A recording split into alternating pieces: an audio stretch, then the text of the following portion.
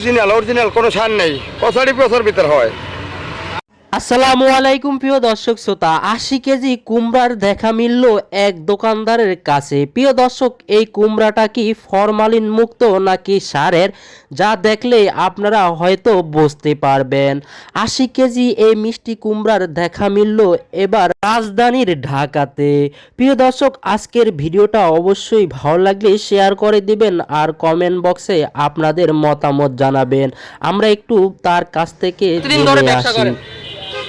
আমি দীর্ঘ ব্যবসা করি 20 বছর, কিন্তু এই মাল আর পাই না। আপনার কাছে কত কেজি ওজনের আছে? 60 কেজি ওইটার আছে, 60 কেজি 60 কেজি ওজন কুমড়া আছে, মিষ্টি কুমড়া। মিষ্টি কুমড়া। আচ্ছা, এই কুমড়াটা কি সারের নাকি অরিজিনাল? আপনি কোন অরিজিনাল কোনো সার নেই, পচারি পচার ভিতর হয়। দেখতে পাচ্ছি একজন ভাই, আসলে কাঁচা খান কেন? কাঁচাই খাচ্ছি। কেন খান কাঁচা? ভালো লাগছে ভাই। ভালো লাগছে। কোথা থেকে আসছেন?